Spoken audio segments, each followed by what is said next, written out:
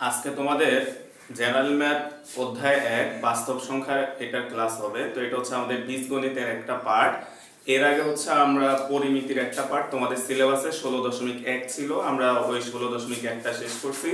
তো তোমাদের প্রথম যে পরীক্ষাটা আছে ওইখানে 16.1 যে 16 যে অধ্যায়গুলো আছে ওইগুলো আপাতত নাই। তো আমরা 16.1 পর্যন্ত শেষ করলাম এবং তোমাদেরকে গতকালই ভাইয়া বলে দিছি যে আগামী শনিবার তোমাদের হচ্ছে 16.1 পরিমিতির উপর পরীক্ষা হবে। তো আমরা হচ্ছে অধ্যায় 1 বীজগণিতের এই অধ্যায়টা শুরু করি। তো এই অধ্যায়টা হচ্ছে আমাদের ম্যাথের একটা ফান্ডামেন্টাল অধ্যায়, অর্থাৎ একটা বেসিক অধ্যায়। এইখানে আমরা হচ্ছে সংখ্যা পদ্ধতি নিয়ে আলোচনা করব, অর্থাৎ সংখ্যাগুলো কিভাবে, কোন সংখ্যা কিভাবে আসলো ওইগুলা জিনিসগুলো আমরা পড়াশোনা করব। তো ফার্স্টে আসো, আমাদের এই অধ্যায়টার নাম হচ্ছে বাস্তব সংখ্যা বা রিয়েল নাম্বার। এখন বাস্তব সংখ্যা কাকে বলে? তো আমরা বাস্তব সংখ্যা কাকে বলে, তো তোমরা একটু ভিডিওটা স্টপ করে ভাইয়ার এই বোর্ডে যা আছে সবগুলা একটু লিখে নাও। তো ভাইয়া একটা একটা করে তোমাদেরকে এখন বুঝিয়ে দিচ্ছি। তো ফার্স্টে আসা হচ্ছে বাস্তব সংখ্যা। তো আমাদের এই সংখ্যাগুলো তোমাদের পরীক্ষায় আসে এবং এই অধ্যায় থেকে তোমরা প্রচুর পরিমাণে এমসিকিউ পাবা আমাদের এই সংখ্যাগুলা থেকে, এবং তোমাকে এই নাম্বারগুলা দিয়ে জিজ্ঞেস করবে কোনটা কোন সংখ্যার মধ্যে পড়ে। তো প্রচুর পরিমাণে এমসিকিউ এই অধ্যায় থেকে আসে। তো আসো আমরা ফার্স্ট হচ্ছে বাস্তব সংখ্যা কাকে বলে খেয়াল করো। বলা হচ্ছে সকল মূলদ সংখ্যা ও অমূলদ সংখ্যাকে বাস্তব সংখ্যা বলে। তো এখন আমাদের এখানে মূলদ সংখ্যা আর অমূলদ সংখ্যা খেয়াল করো, আমরা কি বললাম? সকল মূলদ সংখ্যা এবং সকল অমূলদ সংখ্যাকে বাস্তব সংখ্যা বলে। তো তোমার মূলদ সংখ্যা এবং অমূলদ সংখ্যা কি, তাহলে এটা বুঝতে হলে আমাদেরকে আরো কিছু জিনিস চিনতে হবে। তো আমরা ওই কারণে আরো কিছু জিনিস আগে চিনতেছি, তারপরে আমরা যে হচ্ছে মূলদ কাকে বলে অমূলদ কাকে বলে এই জিনিসটা আমরা চিনব। তো তারপরে আসো পরের যে সংখ্যাটা আছে তোমার হচ্ছে পূর্ণ সংখ্যা। তো পূর্ণ সংখ্যা কোনগুলা তোমরা এটা জানো যে আমরা কি বলতেছি, খেয়াল করো যে শূন্য সহ সকল ধনাত্মক ও ঋণাত্মক অখণ্ড সংখ্যাকে, খেয়াল করো আমরা এখানে আরেকটা টার্ম ইউজ করছি অখণ্ড সংখ্যাকে। অখণ্ড সংখ্যা মানে কি খেয়াল করো, তো মনে করো ভাইয়া লিখলাম হচ্ছে 2/3, এটাকে বলে হচ্ছে আমরা খণ্ড সংখ্যা। তাহলে অখণ্ড সংখ্যা মানে কি এরকম ভাবে প্রকাশ করা না, অর্থাৎ জাস্ট হচ্ছে এরকম 2 কিংবা 3 কিংবা 4 এই টাইপের সংখ্যাগুলোকে আমরা বলি হচ্ছে অখণ্ড সংখ্যা। তাহলে খেয়াল করো তোমার কি বলা হচ্ছে যে শূন্য সহ সকল ধনাত্মক ও ঋণাত্মক অখণ্ড সংখ্যাকে আমরা হচ্ছে পূর্ণ সংখ্যা বলি। তাহলে শূন্য সহ সকল ধনাত্মক অখণ্ড সংখ্যাকে খেয়াল করো। তো আমরা উদাহরণটা দেখো, আমরা -4 এটা হচ্ছে দেখো আমরা কি বলছি ধনাত্মক ও ঋণাত্মক, তাহলে ঋণাত্মক সংখ্যা -3 -2 -1 0 1 2 3 4 এগুলা সবই হচ্ছে আমাদের অখণ্ড সংখ্যা। সো এই টাইপের সংখ্যাগুলোকে আমরা বলি হচ্ছে পূর্ণ সংখ্যা। তাহলে তুমি মাথায় এটা রাখো পূর্ণ সংখ্যার মধ্যে কি কি সংখ্যা আছে। পূর্ণ সংখ্যার মধ্যে হচ্ছে আমাদের ধনাত্মক সংখ্যা থাকবে, ঋণাত্মক সংখ্যা থাকবে এবং হচ্ছে শূন্য থাকবে। আচ্ছা, এরপরে আসো আমরা এই পূর্ণ সংখ্যাটাকে আবার কয়েকটা ভাগে ভাগ করছি। একটা হচ্ছে ধনাত্মক সংখ্যা আর একটা হচ্ছে ঋণাত্মক সংখ্যা, সরি এটা হচ্ছে অঋণাত্মক সংখ্যা।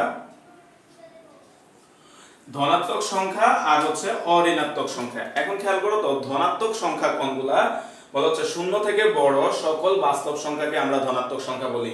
তাহলে তুমি খেয়াল করো তো এখানে পূর্ণ সংখ্যার মধ্যে তুমি এই সংখ্যাগুলো আনছো, এখন এগুলাকে আমরা আবার আলাদা করতেছি। কি বলতেছি খেয়াল করো, শূন্য থেকে বড় সকল বাস্তব সংখ্যাকে তুমি হচ্ছে ধনাত্মক সংখ্যা বলতেছো। এখন খেয়াল করো তো এখানে খণ্ড সংখ্যা বা অখণ্ড সংখ্যা কিন্তু বলা হয় না, যার কারণে তুমি খেয়াল করো তো 0.5 এটা শূন্য থেকে বড়, তাহলে এটা একটা ধনাত্মক সংখ্যা।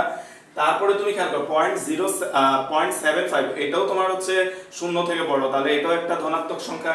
3/4 এটা একটা খণ্ড সংখ্যা, কিন্তু এটাও তো শূন্য থেকে বড়। তারপর 1 2 3 অর্থাৎ আমরা যে কোনো সংখ্যা দশমিক হোক, ভগ্নাংশ হোক, পূর্ণ সংখ্যা হোক, কিন্তু সেটা যদি শূন্য থেকে বড় হয় তাহলে তাকে আমরা বলবো হচ্ছে ধনাত্মক সংখ্যা। এরপরে আসো অঋণাত্মক সংখ্যা। তাহলে অঋণাত্মক সংখ্যা এবং ধনাত্মক সংখ্যার মধ্যে পার্থক্যটা খেয়াল করো। অঋণাত্মক সংখ্যা আমরা যখন বলবো তখন জাস্ট শুরুতে এইটা চলে আসবে। খেয়াল করো আমাদের শূন্য সহ সকল ধনাত্মক সংখ্যাকে আমরা অঋণাত্মক সংখ্যা বলি। তাহলে দেখো আমরা সংখ্যাটা কি বললাম যে শূন্য থেকে বড় সকল সংখ্যাকে আমরা বলবো হচ্ছে ধনাত্মক সংখ্যা, আর শূন্য সহ যদি আমরা বলি তাহলে তাকে আমরা বলবো হচ্ছে অঋণাত্মক সংখ্যা। তো এখান দিয়ে তোমরা আরেকটা সংজ্ঞা তাহলে লিখে নাও একই সাথে, আমরা ধনাত্মক ও ঋণাত্মক গেলাম, তাহলে ঋণাত্মক সংখ্যা কোনগুলোকে? ঋণাত্মক সংখ্যা। খেয়াল করো তো, তাহলে আমরা ঋণাত্মক সংখ্যা কোনগুলো তুমি এখন নিজেই বলতে পারো। খেয়াল করো, আমরা ধনাত্মক সংখ্যা কি বলছি, শূন্য থেকে বড় সকল বাস্তব সংখ্যাকে তুমি ধনাত্মক সংখ্যা বলতেছো। তাহলে ঋণাত্মক সংখ্যা কোনগুলো হবে, শূন্য থেকে ছোট। তাহলে এখানে লিখে দিচ্ছি ভাইয়া যে শূন্য থেকে ছোট সকল বাস্তব সংখ্যাকে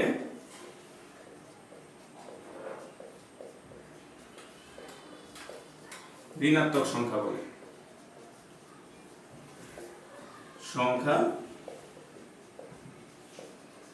বলে। তাহলে আমরা এখানে যদি একটা উদাহরণ নিই, যেমন তুমি খেয়াল করো তো, আমরা কি বললাম, শূন্য থেকে যদি ছোট হয় তাহলে তাদেরকে আমরা কি বলবো, হচ্ছে ঋণাত্মক সংখ্যা বলবো। তাহলে এখন ঋণাত্মক সংখ্যাগুলো কোনগুলো আছে খেয়াল করো তুমি, আমরা হচ্ছে -4, -3, -2, -1, অর্থাৎ সংখ্যার শুরুতে যে মাইনাস দিয়ে যে সংখ্যাগুলো আছে এই সংখ্যাগুলো হচ্ছে আমাদের ঋণাত্মক সংখ্যা। এরপরে আসো আমাদের স্বাভাবিক সংখ্যা। স্বাভাবিক সংখ্যাটা দেখো, বলা হচ্ছে শূন্য সহ সকল ধনাত্মক পূর্ণ সংখ্যাকে। খেয়াল করো তো, এখানে আমরা কি বলতেছি যে শূন্য সহ আমাদের শূন্য সহ সকল ধনাত্মক পূর্ণ সংখ্যাকে, শূন্য সহ সকল ধনাত্মক পূর্ণ সংখ্যাকে তুমি স্বাভাবিক সংখ্যা বলতেছো। তাহলে তুমি খেয়াল করো, এই ধনাত্মক সংখ্যা আর এটার মধ্যে পার্থক্যটা কি। ধনাত্মক সংখ্যার মধ্যে খেয়াল করো তো, তোমার দশমিক, ভগ্নাংশ, রুট এই সকল কিছু আসছে, কিন্তু স্বাভাবিক সংখ্যার মধ্যে এই জিনিসগুলো আসবে না। স্বাভাবিক সংখ্যার মধ্যে শুধুমাত্র পূর্ণ সংখ্যাগুলো আসবে। খেয়াল করো কি আসছে, স্বাভাবিক সংখ্যা কি, সকল ধনাত্মক পূর্ণ সংখ্যা, সকল ধনাত্মক পূর্ণ সংখ্যা, অর্থাৎ এই ক্ষেত্রে কোনো ভগ্নাংশ আসবে না। তাহলে স্বাভাবিক সংখ্যা এবং তোমার ধনাত্মক সংখ্যার মধ্যে পার্থক্য কি, ধনাত্মক সংখ্যার মধ্যে তোমার শূন্য থেকে বড় যে কোনো সংখ্যায় আসবে, সেটা হচ্ছে তোমার 0.5, দশমিক, ভগ্নাংশ যা ইচ্ছা তাই আসবে, কিন্তু এই ক্ষেত্রে শুধুমাত্র পূর্ণ সংখ্যাগুলো আসবে। তাহলে এই টাইপের সংখ্যাকে আমরা বলি হচ্ছে স্বাভাবিক সংখ্যা। তাহলে শূন্য থেকে শূন্য সহ সকল ধনাত্মক পূর্ণ সংখ্যাকে আমরা বলবো হচ্ছে স্বাভাবিক সংখ্যা বা ন্যাচারাল নাম্বার। এরপরে আসে হচ্ছে মৌলিক সংখ্যা। তো এটা হচ্ছে আমাদের ম্যাথমেটিক্সের জন্য খুব ইম্পর্টেন্ট একটা টার্ম, মৌলিক সংখ্যা। খেয়াল করে কি বলা হচ্ছে, যে যে সকল সংখ্যাকে ওই সংখ্যা ব্যতীত অন্য কোনো সংখ্যা দ্বারা নিঃশেষে ভাগ করা যায় না তাদেরকে মৌলিক সংখ্যা বলে। তো এই জিনিসটা যদি ভাইয়া একটু খেয়াল করো, আমরা যদি একটু দেখি, যে মনে করো তোমার কাছে কয়েকটা সংখ্যা আছে, যেমন আমাদের কাছে কিছু সংখ্যা আছে, মনে করো হচ্ছে 4। তুমি খেয়াল করো তো, নিঃশেষে আমরা 4 কে কি কি দ্বারা ভাগ করতে পারি। খেয়াল করো তো, 4 কে 4 দ্বারা যদি ভাগ করো এটা হয় 1, আবার 4 কে যদি তুমি 2 দ্বারা ভাগ করো এটা হয় 2। তাহলে খেয়াল করো তো, 4 কে 4 এবং অন্য আরেকটা সংখ্যা 2 দ্বারা ভাগ করা যায়। আবার তুমি খেয়াল করো, আমরা যদি আরো কয়েকটা সংখ্যা দেখি, খেয়াল করো ভাইয়া মনে করো 6 নিলাম, তো তুমি খেয়াল করো 6 কে 6 দ্বারা তুমি ভাগ করতে পারতেছো নিঃশেষে, তাহলে হচ্ছে 1। 6 কে তুমি 3 দ্বারা ভাগ করতে পারতেছো, তাহলে হচ্ছে 2। 6 কে তুমি 2 দ্বারা ভাগ করতে পারতেছো, তাহলে হচ্ছে কত হয়, 3। আবার আমরা এবার যদি একটা সংখ্যা আসি, মনে করো হচ্ছে 7। তুমি খেয়াল করো তো, 7 কে তুমি যদি 7 দ্বারা ভাগ করো তাহলে হচ্ছে 1, কিন্তু তুমি দেখো তো 7 কে আর কোন সংখ্যা দ্বারা নিঃশেষে ভাগ করা যায় না। ঠিক একই ভাবে তুমি মনে করো 3 নিলাম, 3 কে খেয়াল করো শুধুমাত্র 3 দ্বারাই নিঃশেষে ভাগ করা যায়, আর কোন সংখ্যা দ্বারা ভাগ করা যায় না। তারপরে 5, এই সংখ্যাটাকে দেখো শুধুমাত্র 5 দ্বারাই ভাগ করা যায়।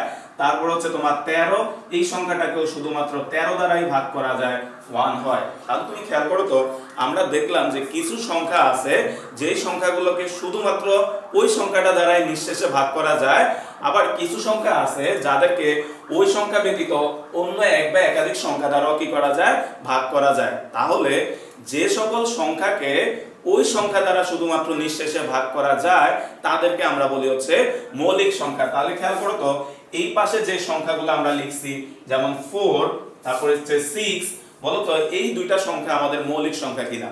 খেয়াল করো তো, এই দুইটা সংখ্যাকে এই সংখ্যা ছাড়াও অন্য সংখ্যা দ্বারা তুমি ভাগ করতে পারতেছো, যেমন এটাকেও তুমি অন্য কোনো সংখ্যা দ্বারা ভাগ করতে পারতেছো, তাহলে এই দুইটা সংখ্যা মৌলিক সংখ্যা না। কিন্তু এই পাশে ভাইয়া যে সংখ্যাগুলো লিখছি তুমি একটু খেয়াল করো, 7, 3, 5, 13, এই সংখ্যাগুলোকে খেয়াল করো, এদেরকে ছাড়া অন্য কোনো সংখ্যা দ্বারা নিঃশেষে ভাগ করা যায় না, তার মানে এই পাশে যে সংখ্যাগুলো আছে এরা হচ্ছে মৌলিক সংখ্যা। তো আমাদের এমসিকিউর জন্য খুবই ইম্পর্টেন্ট একটা টপিক হচ্ছে এটা। তোমাদের পরীক্ষায় আসে নিচে কিছু সংখ্যা দিয়ে জিজ্ঞেস করবে নিচের কোনটি মৌলিক সংখ্যা আর নিচের কোনটি যৌগিক সংখ্যা। যৌগিক সংখ্যা কোনগুলা? এগুলো হচ্ছে যৌগিক সংখ্যা, এদেরকে হচ্ছে ওই সংখ্যা ব্যতীত অন্য কোনো সংখ্যা দ্বারা ভাগ করা যায়, তাহলে এরা হচ্ছে যৌগিক সংখ্যা আর এরা হচ্ছে মৌলিক সংখ্যা। তাহলে খেয়াল করো ভাইয়া, এখানে যে এক্সাম্পলগুলো লিখছি খেয়াল করো, 2 3 5 7 13 17 19 এরা হচ্ছে তোমার মৌলিক সংখ্যা। তো এইরকম তোমাদের আরো মৌলিক সংখ্যা আছে। তো তোমাদের আজকে এখান থেকে ভাই একটা SW দিচ্ছি, তোমরা এটা বাসায় ভাইকে করে পাঠাবা। SW 1 থেকে 100 এর মধ্যে মৌলিক সংখ্যাগুলো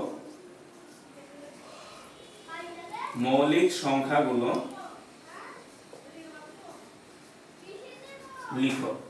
অর্থাৎ তোমাদের আজকে এটা হচ্ছে SW, এটা করবা যে 1 থেকে 100 এর মধ্যে কতগুলো মৌলিক সংখ্যা আছে এগুলা তোমরা খুঁজে খুঁজে লিখবা। তো বের করার সিস্টেম কি খেয়াল করো, তুমি জাস্ট দেখবা যে কোন সংখ্যাটাকে ওই সংখ্যা ছাড়া অন্য কোনো সংখ্যা দ্বারা ভাগ করা যায় না, তাহলে সেটাই হচ্ছে মৌলিক সংখ্যা। যেমন আমরা দেখো 2, এটাকে 2 ছাড়া অন্য কোনো সংখ্যা দ্বারা ভাগ করা যায়, 3 5 7 13 17 19। তারপরে তুমি এরকম যদি আরো খোঁজো আরো অনেক সংখ্যা পাবা, দেখবা যে এদেরকে ওই সংখ্যাটা ছাড়া অন্য কোনো সংখ্যা দ্বারা ভাগ করা যায় না। এখন মৌলিক সংখ্যা থেকে আরো দুইটা টার্ম ইম্পর্টেন্ট, খেয়াল করো আমাদের এই লাইনটা, এক কোনো মৌলিক সংখ্যা নয়, এটা মনে রাখবা, কারণ আমাদের বিভিন্ন এমসিকিউ অপশনে 1 কে দিয়ে দেয়, তখন তোমরা 1 কে দাগায় দাও। তো এক কোনো মৌলিক সংখ্যা না, এটা মুখস্থ রাখবা। তারপরে খেয়াল করো 2 একমাত্র জোড় মৌলিক সংখ্যা। খেয়াল করো তো যতগুলো মৌলিক সংখ্যা দেখতে পাচ্ছ বা 1 থেকে 100 এর মধ্যে তুমি বের করবা, সবগুলা মৌলিক সংখ্যাই দেখবা যে হচ্ছে বিজোড়। পৃথিবীতে একমাত্র জোড় মৌলিক সংখ্যা হচ্ছে 2। তো পরীক্ষায় এগুলা আসে যে জোড় সংখ্যা মৌলিক সংখ্যা হতে পারে কিনা, তার অ্যান্সার হচ্ছে অবশ্যই পারে, কারণ হচ্ছে 2 একটা জোড় সংখ্যা এবং সে একটা মৌলিক সংখ্যা। তা আসলে আমরা এবার মৌলিক সংখ্যার পরে আসছে হচ্ছে সহমৌলিক সংখ্যা। কিছু সংখ্যাকে আমরা সহমৌলিক সংখ্যা বলি। তো এরা কারা খেয়াল করো, তো এরা অনেকটা মৌলিক সংখ্যার মতো। তুমি খেয়াল করো তো, মৌলিক আর হচ্ছে সহমৌলিক। তাহলে মৌলিক আর সহমৌলিক এটা প্রায় কাছাকাছি একই টার্মই। তো আমরা আসলে কি বলতেছি, যে সকল সংখ্যার মাঝে এক ব্যতীত অন্য কোনো সাধারণ উৎপাদক নেই তাদেরকে হচ্ছে আমরা কি বলি, সহমৌলিক সংখ্যা বলি। এই কথাটার মানে কি খেয়াল করো তো ভাই, এখানে লিখি তোমরা একটু দেখো, যে মনে করো হচ্ছে 3 আর হচ্ছে ভাই একটা সংখ্যা নিলাম হচ্ছে 5। তাহলে খেয়াল করো তো, তুমি 3 কে লিখতে পারো হচ্ছে 3.1, 5 কে লিখতে পারো হচ্ছে 5.1। আবার ভাই দুইটা সংখ্যা নিলাম, একটা হচ্ছে মনে করো 4 আর আরেকটা নিলাম হচ্ছে 6। তো তুমি খেয়াল করো তো 4 কে লিখতে পারো 2.2 আর 6 কে লিখতে পারো হচ্ছে তুমি আবার .1, এটাকে তুমি লিখতে পারো হচ্ছে 3.2.1। তাহলে খেয়াল করো তো এই দুইটা সংখ্যার মধ্যে দেখো তো একটা সাধারণ আছে কে 1, আবার একটা সাধারণ বা কমন পার্ট আছে কে বলো তো 2। তাহলে দেখো তো এক ব্যতীত এদের মধ্যে হচ্ছে একটা সাধারণ উৎপাদক কত আছে বলো তো, 2 আছে। তাহলে এই সংখ্যাটাকে আমরা সহমৌলিক সংখ্যা বলি না। কিন্তু এই সংখ্যাগুলোকে খেয়াল করো তো, বলতো 3 কে তুমি আর কোনো ভাবে ভাঙাইতে পারবা কিনা, অবশ্যই না। আবার 5 কেও তুমি এর ছাড়া আর কোনোভাবে ভাঙাইতে পারবা না।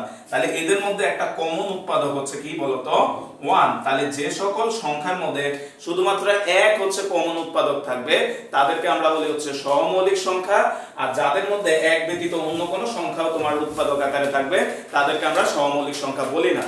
তা আলটিমেটলি তো তোমার এমসিকিউতে আসে নিচের কোন জোড়াটা সহমৌলিক, কোন জোড়াটা সহমৌলিক না। তো এটা মনে রাখার একটা টেকনিক হচ্ছে যে কোনো দুইটা মৌলিক সংখ্যাই হচ্ছে পরস্পর সহমৌলিক। তাহলে খেয়াল করো, যে কোনো দুটি মৌলিক সংখ্যাই পরস্পর সহমৌলিক, এই ছাড়া অন্য কোনো সংখ্যা পরস্পর সহমৌলিক হবে না। তো এই জিনিসটা আন্ডারলাইন করে বা বক্স করে তোমরা খাতায় লিখে রাখো যে যে কোনো দুটি মৌলিক সংখ্যা পরস্পর সহমৌলিক, তাহলে এমসিকিউতে আসলে তুমি খুঁজে বের করতে সুবিধা হবে। তাহলে আমরা একটা एग्जांपल নিছি, দেখো 3 এবং 5 পরস্পর সহমৌলিক, কারণ এদের মাঝে যে ভাইয়া দেখাইলাম এদের মাঝে এক ব্যতীত কোনো উৎপাদক নেই। তো তুমি পরীক্ষায় 3 এবং 5 ই হবে তা না, যেমন 5 আর 7 ও হতে পারে, 7 আর 13 হতে পারে, 13 আর 17 হতে পারে। তো এইভাবে যে কোনো দুইটা মৌলিক সংখ্যা পরস্পর কি সংখ্যা হবে, সহমৌলিক সংখ্যা। তাহলে সংখ্যাটা কি, যে সকল সংখ্যার মাঝে এক ব্যতীত অন্য কোনো সাধারণ উৎপাদক থাকবে না তাদেরকে আমরা পরস্পর সহমৌলিক সংখ্যা বলবো। এরপর আসো যৌগিক সংখ্যা। যৌগিক সংখ্যা কোনগুলা? যৌগিক সংখ্যা মৌলিক সংখ্যার উল্টাটা। তাহলে খেয়াল করো, মৌলিক সংখ্যা ছিল ওই সংখ্যা ব্যতীত অন্য কোনো সংখ্যা দ্বারা ভাগ করা যায় না। তাহলে যৌগিক সংখ্যা কি হবে? ওই সংখ্যা সহ অন্য এক বা একাধিক সংখ্যা দ্বারা তুমি তাকে ভাগ করতে পারো। খেয়াল করো কি বলা হচ্ছে, যে সকল সংখ্যাকে ওই সংখ্যা সহ অন্য এক বা একাধিক সংখ্যা দ্বারা ভাগ করা যায় তাদেরকে যৌগিক সংখ্যা বলে। যেমন 4, তুমি দেখো 4 কে তুমি চাইলে 4 দ্বারা ভাগ করতে পারো 1 হয়, 4 কে চাইলে তুমি 2 দ্বারা ভাগ করতে পারো 2 হয়। তার মানে তুমি 4 কে 4 দ্বারাও ভাগ করতে পারতেছো, অন্য আরেকটা সংখ্যা দ্বারাও নিঃশেষে ভাগ করতে পারতেছো। তাহলে তাদেরকে আমরা বলবো হচ্ছে যৌগিক সংখ্যা, অর্থাৎ মৌলিক সংখ্যার উল্টা সংখ্যাটাই হচ্ছে যৌগিক সংখ্যা। এরপর আসো হচ্ছে আমাদের ভগ্নাংশ। ভগ্নাংশ কারা? বলা হচ্ছে p/q, অর্থাৎ এই আকারে যে সংখ্যাগুলোকে আমরা প্রকাশ করি। তাহলে p/q আকারের কোন সংখ্যাকে, খেয়াল করো এখানে এই নামটা মনে রাখবা যে এদেরকে আমরা সাধারণ বা সামান্য ভগ্নাংশ অনেক সময় বলা হয়। ভগ্নাংশ না বলে অনেক সময় আমরা তোমাদের সিকিউতে যখন আসে তো এটাকে তোমরা এভাবে আন্ডারলাইন করে রাখো যে ভগ্নাংশ না বলে আমরা অনেক সময় সামান্য ভগ্নাংশ বা সাধারণ ভগ্নাংশ এই কথাটাও সিকিউতে ব্যবহার করে।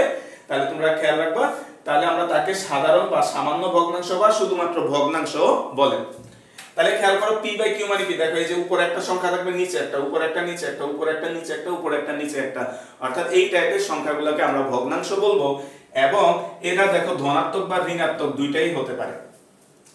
এখন এই ভগ্নাংশটাকে আমরা দুইটা ভাগে ভাগ করি, এটা খুব ইম্পর্টেন্ট। আমাদের পরীক্ষায় আসে যে প্রকৃত ভগ্নাংশ কোনটি, অপ্রকৃত ভগ্নাংশ কোনটি।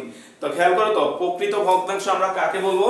যদি p<q হয়, এই কথার মানে হচ্ছে উপরের সংখ্যাটা নিচের সংখ্যাটা থেকে যদি ছোট হয় তাহলে তাদেরকে আমরা বলি হচ্ছে প্রকৃত ভগ্নাংশ। তাহলে তুমি খেয়াল করো তো, এইখানে দেখো বলতো উপরের সংখ্যাটা 1, নিচের সংখ্যাটা 2, তাহলে 1 2 এর চেয়ে ছোট, তার মানে এটা হচ্ছে একটা প্রকৃত ভগ্নাংশ। আবার তুমি খেয়াল করো তো, এই যে এখানে আছে যে তোমার 4/6, বলতো 4 এই সংখ্যাটা হচ্ছে তোমার 6 থেকে ছোট, তাহলে এটাই হচ্ছে আমাদের কি সংখ্যা? একটা প্রকৃত ভগ্নাংশ। তাহলে খেয়াল করো, আমরা আরেকবার সহজ করে বলি যে উপরে যে সংখ্যাটা থাকবে তা যদি নিচের সংখ্যাটার থেকে কি হয়? ছোট হয়, তাহলে তাকে আমরা বলি হচ্ছে প্রকৃত ভগ্নাংশ। তাহলে খেয়াল করো এখানে ভাইয়া কিছু एग्जांपल নিছি। 1/2, খেয়াল করো 1 2 এর চেয়ে ছোট, 1/3 1 3 এর চেয়ে ছোট, 2/3 2 3 এর চেয়ে ছোট, 1/4 এগুলো হচ্ছে আমাদের প্রকৃত ভগ্নাংশ। তাহলে অপ্রকৃত ভগ্নাংশ কোনগুলা? এটার উল্টাটাই হচ্ছে অপ্রকৃত ভগ্নাংশ, অর্থাৎ নিচের উপরের রাশিটা যদি নিচের রাশির চেয়ে বড় হয় তাহলে তাদেরকে আমরা বলি হচ্ছে অপ্রকৃত ভগ্নাংশ। যেমন খেয়াল করো, যদি p q হয়, এই কথার মানে উপরের সংখ্যাটা নিচের সংখ্যাটার চেয়ে বড় হয়, তাহলে ভগ্নাংশটিকে অপ্রকৃত ভগ্নাংশ বলে। যেমন খেয়াল করো 3/2 এটা হচ্ছে একটা অপ্রকৃত ভগ্নাংশ, কারণ কি? এখানে 3 এটা হচ্ছে বড়। আবার 4/3 এটাও অপ্রকৃত ভগ্নাংশ, কারণ কি 4 3 এর চেয়ে বড়। 5/3 অপ্রকৃত ভগ্নাংশ, 5 3 এর চেয়ে বড়। 5/4 এটা হচ্ছে তোমার অপ্রকৃত ভগ্নাংশ। তো এবার আসো আমরা মূলদ সংখ্যা।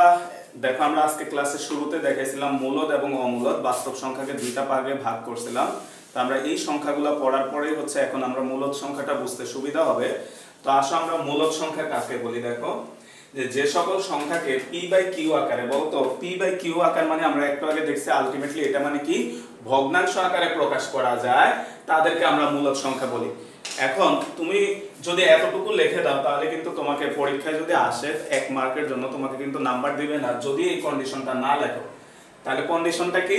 যেখানে p ও q পূর্ণ সংখ্যা হতে হবে, অর্থাৎ p আর q আবার তারা নিজেরা ভগ্নাংশ হবে না, এবং q is not equal 0। কারণ কি? q কেন 0 হতে পারবে না? খেয়াল করো তো, p/q, তা আমরা মনে করলাম q এর মান 0। তাহলে খেয়াল করো তো, q এর মান যদি 0 হয় তাহলে হচ্ছে p/0 কোনো কিছুকে 0 দ্বারা যদি ভাগ করে এটা হচ্ছে ইনফিনিটি হয়, অর্থাৎ অসংজ্ঞায়িত হয়, অর্থাৎ ম্যাথে তার অস্তিত্ব নাই। এই কারণে আমাদের q এর মানটা কি হতে পারবে না? 0 হতে পারবে না। তাহলে খেয়াল করো, যে সকল সংখ্যাকে p/q আকারে প্রকাশ করা যায়, অর্থাৎ ভগ্নাংশ আকারে লেখা যায়, তাদেরকে আমরা বলবো হচ্ছে মূলদ সংখ্যা। এখন আমাদের এতটুকু বুঝে আমাদের পরীক্ষায় যে এমসিকিউ গুলো আসে যে নিচের কোনটি মূলদ কোনটি অমূলদ, এটা বের করা একটু কষ্ট হয়ে যায় তোমাদের জন্য। তো ভাইয়া এখানে কিছু শর্ত লিখে দিছি, এই জিনিসগুলা মাথায় রাখলে তোমরা অবশ্যই জিনিসগুলা পারবা। তাহলে ভাইয়া খেয়াল করে একটা একটা করে বুঝায় দিই, তাহলে এটা খুবই ইম্পর্টেন্ট মূলদ সংখ্যা চেনার উপায়। তাহলে প্রথম কন্ডিশনটা খেয়াল করো যে সকল ধনাত্মক ও ঋণাত্মক পূর্ণ সংখ্যা মূলদ সংখ্যা, সকল ধনাত্মক ও ঋণাত্মক পূর্ণ সংখ্যা মূলদ সংখ্যা। এখন তুমি বলতে পারো যে ভাইয়া আমরা এখানে বললাম যে p/q আকারে প্রকাশ থাকতে হবে, অর্থাৎ ভগ্নাংশ আকারে থাকতে হবে, তাহলে পূর্ণ সংখ্যা কিভাবে মূলদ সংখ্যা হয়? তাহলে আমরা আসো, মনে করো তোমার একটা পূর্ণ সংখ্যা আছে 4, বলতো তুমি চাইলে 4 কে এভাবে লিখতে পারো না, 4 ভাগ 1, তাহলে দেখো এটা হচ্ছে তোমার p, এটা হচ্ছে তোমার q, এবং p আর q পূর্ণ সংখ্যা হবে। দেখো p আর q দুইটাই পূর্ণ সংখ্যা, তার মানে 4 একটা কি সংখ্যা? মূলদ সংখ্যা। তারপর খেয়াল করো, মনে করো তোমার আছে হচ্ছে -3, তাহলে তুমি দেখো -3 কেও চাইলে তুমি লিখতে পারো -3 ডিভাইডেড বাই 1, তাহলে এটা একটা পূর্ণ সংখ্যা, 1 ও একটা পূর্ণ সংখ্যা, তাহলে এটাকে তুমি যদি p দ্বারা প্রকাশ করো, এটাকে যদি q দ্বারা প্রকাশ করো, তার মানে -3 ও একটা কি সংখ্যা হবে? মূলদ সংখ্যা হবে। তাহলে ফার্স্ট কন্ডিশন আমরা মুখস্থ রাখবো কি? যে সকল ধনাত্মক ও ঋণাত্মক পূর্ণ সংখ্যাই হবে কি সংখ্যা? মূলদ সংখ্যা। তাহলে দেখো আমরা যেমন -2 -1 1 2 3 এই সবগুলা ডট ডট ডট অর্থাৎ যত সংখ্যা আছে ধনাত্মক এবং ঋণাত্মক পূর্ণ সংখ্যা সবাই হবে মূলদ সংখ্যা। এরপরে খেয়াল করো সেকেন্ড কন্ডিশনটা তোমাদের সংখ্যার সাথে মিলে, যে সকল ভগ্নাংশ মূলদ সংখ্যা হবে, অর্থাৎ দেখো 3/4 5/4, অর্থাৎ তোমার প্রকৃত ভগ্নাংশ হোক বা অপ্রকৃত ভগ্নাংশ হোক, যাই হোক না কেন সে অলওয়েজ কি সংখ্যা হবে? মূলদ সংখ্যা হবে। তারপরে এই 3 নম্বর কন্ডিশনটা খুবই ইম্পর্টেন্ট, পরীক্ষায় তোমাকে এটাই কনফিউজড করে দিবে। খেয়াল করো কি বলা হচ্ছে, যে দশমিকের পর নির্দিষ্ট সংখ্যক অঙ্ক থাকলে মূলদ সংখ্যা। তাহলে খেয়াল করো দশমিকের পর, যে ভাইয়া দশমিকের পর আমাদের তো সংজ্ঞাতে তো এই কথা বলা হয় নাই, সংজ্ঞায় বলছে ভগ্নাংশ আকারে থাকতে হবে। তো আমরা আসো, মনে করো তোমার হচ্ছে 0.75 এই জিনিসটা আছে, তাহলে তোমার কত আছে? 0.75।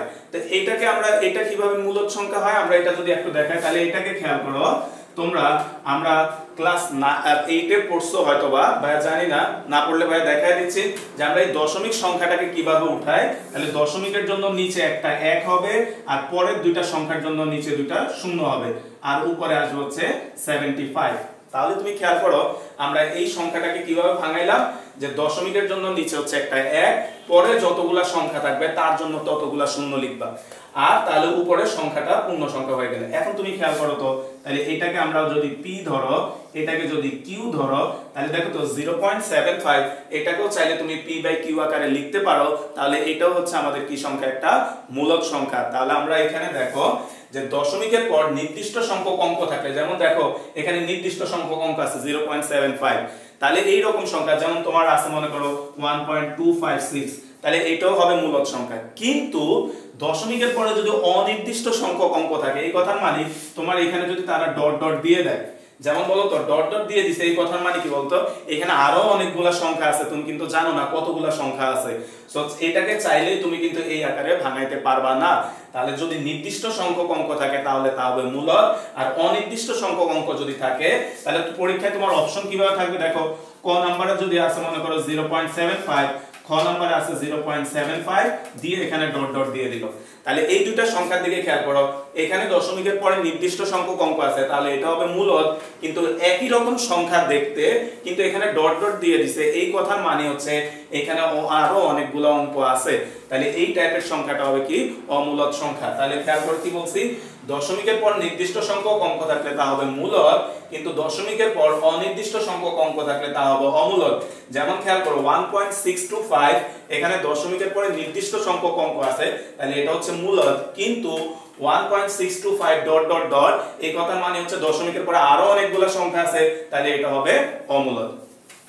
তারপরে খেয়াল করো এখন দশমিকের পর অনির্দিষ্ট সংখ্যক অঙ্ক থাকলেও একটা কন্ডিশনে সে হচ্ছে মূলদ সংখ্যা হতে পারে। তাহলে খেয়াল করো আমরা কি বললাম, যে দশমিকের পরে অনির্দিষ্ট অঙ্ক থাকলেও একটা কন্ডিশনে সে মূলদ হতে পারে। তা আমরা মনে করো তোমার কাছে একটা সংখ্যা আছে এরকম 1.101 101 101 তারপরে ডট ডট দিয়ে দিছে। তো খেয়াল করো এই সংখ্যাটাও কিন্তু দশমিকের পরে অনির্দিষ্ট সংখ্যক অঙ্ক আছে, কিন্তু এই সংখ্যাটা একটা স্পেশালিটি আছে যার কারণে সে হচ্ছে মূলদ সংখ্যা হয়। কি খেয়াল করো, তুমি যদি একটু ভালো করে খেয়াল করো, এখানে 101 101 101, তার মানে পরেরটাও কত আসবে 101। এই সংখ্যাটা বারবার রিপিট করতেছে। তাহলে দশমিকের পরে যে সংখ্যাগুলোতে এরকম কোন সংখ্যা রিপিট করে এরকম বারবার, এই সংখ্যাগুলোকে আমরা বলি হচ্ছে আবৃত দশমিক ভগ্নাংশ বা পৌনঃপুনিক। অর্থাৎ তোমার যদি দশমিকের পরে আবৃত দশমিক ভগ্নাংশ হয় কিংবা পৌনঃপুনিক হয়, তাহলে তা হবে অবশ্যই একটা কি সংখ্যা? মূলক সংখ্যা। তার মানে এটা হচ্ছে একটা মূলক সংখ্যা। তো পরীক্ষায় এটাও থাকতে পারে কিংবা তোমার এরকমও থাকতে পারে 1.101, যে সংখ্যাটা রিপিট করতেছে তার উপর আমরা এরকম পৌনঃপুনিক চিহ্ন দিয়ে দিই, তাহলে এই টাইপের সংখ্যাগুলোকে আমরা কি বলি? আবৃত দশমিক ভগ্নাংশ বলি। তাহলে খেয়াল করো যে দশমিকের পরে অনির্দিষ্ট সংখ্যক অঙ্ক থাকলে আমরা জানি তা হচ্ছে অমূলক সংখ্যা, কিন্তু একটা কন্ডিশনে সে মূলদ হতে পারে। কখন? যখন দশমিকের পরে তোমার একটা নির্দিষ্ট সংখ্যা বারবার রিপিট করবে, অর্থাৎ আবৃত দশমিক ভগ্নাংশ হবে। তো এইখান থেকে আমাদের মূলক সংখ্যা চেনার আরেকটা উপায় আছে ভাইয়া, লাস্ট এটা খেয়াল করে আমরা যদি এটা লিখি,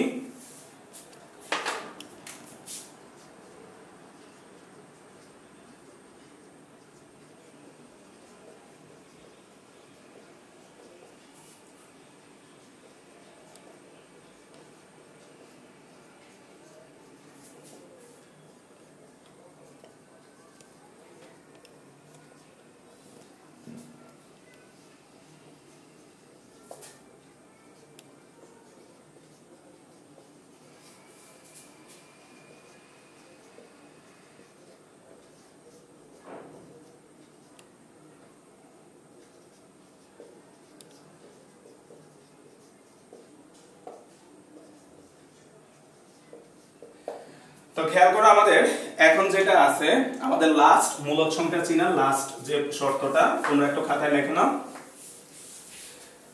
দেখো আমাদের কি বলতাম আমরা, যে কোনো পূর্ণ বর্গ সংখ্যার বর্গমূল ও তাদের ভগ্নাংশ সর্বদা মূলদ হবে। এখন খেয়াল করো তো এই জিনিসটা দ্বারা কি বোঝাচ্ছে। তাহলে এখানে আমরা একটা টার্ম ইউজ করছি, খেয়াল করো তো, পূর্ণ বর্গ সংখ্যা। এখন বলো তো পূর্ণ বর্গ সংখ্যা বলতে আমরা কি বুঝবো? তো ভাই একটা एग्जांपल দিয়ে পূর্ণ বর্গ সংখ্যাটা বোঝাই। খেয়াল করো তো, পূর্ণ বর্গ সংখ্যা, পূর্ণ বর্গ সংখ্যা, তাহলে এটাকে লেখা হচ্ছে যে সকল সংখ্যাকে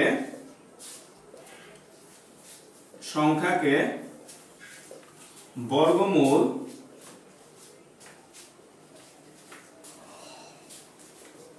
করলে পূর্ণ সংখ্যা পাওয়া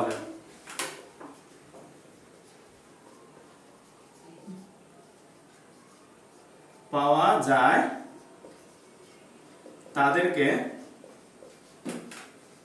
পূর্ণ বর্গ সংখ্যা বলে। তাহলে তুমি খেয়াল করো আমরা কি বললাম, পূর্ণবর্গ সংখ্যার পরিচয় কি? যে সকল সংখ্যাকে বর্গমূলের ইংলিশ টার্মটা আমরা জানি রুট করলে পূর্ণ সংখ্যা পাওয়া যায়, তাদেরকে আমরা হচ্ছে পূর্ণবর্গ সংখ্যা বলি। যেমন ভাইয়া তোমাকে একটা সংখ্যা নিলাম, মনে করো 9, তারপর হচ্ছে 16, 25, 49 ডট ডট ডট, এই সংখ্যাগুলো হচ্ছে পূর্ণবর্গ সংখ্যা। এরা হচ্ছে পূর্ণবর্গ সংখ্যা, এরা হচ্ছে কি সংখ্যা? আমাদের পূর্ণবর্গ সংখ্যা। তো আমাদের পরিচিত আরো একটা আছে ভাই, ওইটাও লিখে দিই তাহলে তোমার একটু বুঝতে সুবিধা হবে। যেমন হচ্ছে আমাদের এখানে 4, তাহলে এই সংখ্যাগুলো হচ্ছে পূর্ণবর্গ সংখ্যা। কারণ কি? তুমি ক্যালকুলেটর হাতে নাও, 4 কে তুমি রুট করো, দেখো এটাকে রুট করলে আসবে 2, তুমি 9 কে রুট করলে আসবে হচ্ছে 3, তুমি 16 কে রুট করো আসবে হচ্ছে 4, তারপর হচ্ছে 25, এটাকে আমরা যদি রুট করো তাহলে আসবে হচ্ছে তোমার 5, তারপর √36, এটাকে রুট করলে আসবে হচ্ছে তোমার 6, √49, এটাকে রুট করলে আসবে হচ্ছে 7, তারপর হচ্ছে √64, এটাকে যদি তুমি রুট করো তাহলে আসবে 8, √81, এটাকে যদি রুট করা আসবে 9, √100, এটাকে রুট করলে আসবে হচ্ছে 10। তাহলে ভাইয়া অনেকগুলা সংখ্যা লিখে দিলাম, তাহলে এই সবগুলো এখানে লিখে দিই দরকার হলে তোমার। খেয়াল করো 4, 9, তারপর হচ্ছে 16, 25, 36, 49, তারপর হচ্ছে 64, 81, তারপর হচ্ছে 100, অর্থাৎ এই সবগুলা সংখ্যাই হচ্ছে পূর্ণবর্গ সংখ্যা। যে ভাই এই ছাড়া কি আর নাই? এছাড়া আরো আছে, যেমন হচ্ছে তোমার 144 আছে, 169 আছে। তো তোমরা দেখবা যে যে সংখ্যাটাকে আমরা টেকনিকটা মনে রাখবা, তাহলে এমসিকিউতে আসলে পারবা যে যে সংখ্যাগুলোকে আমরা কি করলে রুট করলে আমরা পূর্ণ সংখ্যা পাই, তাদেরকে আমরা বলি হচ্ছে কি সংখ্যা? পূর্ণবর্গ সংখ্যা। তাহলে তুমি খেয়াল করো, এখানে আমরা কি বললাম যে যে কোনো পূর্ণবর্গ সংখ্যার বর্গমূল, মানে পূর্ণবর্গ সংখ্যাটাকে তুমি রুট করলে ও তাদের ভগ্নাংশ কি হবে? সর্বদা মূলদ হবে। যেমন তুমি খেয়াল করো তো, আমরা লিখলাম হচ্ছে √9, তাহলে বলো তো √9 এটা মূলদ হবে নাকি অমূলদ হবে? এটা একটা মূলদ সংখ্যা হবে। কারণ কি? এটাকে যদি তুমি ভাঙাও তাহলে এটা √9 মানে দেখো আলটিমেটলি কতকে নির্দেশ করে? 3 কে নির্দেশ করে। এখন আমাদের কন্ডিশন 1 দেখো তো, একে আমরা বলছি সকল পূর্ণ সংখ্যাই মূলদ সংখ্যা। তাহলে যদিও এটা √9 কিন্তু এটা তো আলটিমেটলি √9 না, এটা হচ্ছে আলটিমেটলি কত? 3। তারপরে তোমার খেয়াল করো √16, তাহলে এটাকে তুমি ভাঙাইলে আসবে হচ্ছে 4। তার মানে √16 ও একটা কি সংখ্যা বলো তো? মূলদ সংখ্যা। তারপরে মনে করো তোমার আছে হচ্ছে √16/9, এই যে দেখো তাদের ভগ্নাংশের কথা বলছি। তাহলে বলছো √16/9 এটাও একটা মূলদ সংখ্যা। কারণ কি? তুমি যদি এটাকে ভাঙাও তাহলে দেখো তো √16 এটা হবে 4, √9 এটা হবে 3, তাহলে 4/3 একটা ভগ্নাংশ, অর্থাৎ এটাও একটা কি সংখ্যা? মূলদ সংখ্যা। তো আসো আমাদের আজকে লাস্ট অমূলদ সংখ্যা এবার কোনগুলো, আমরা যদি এটা একটু দেখি।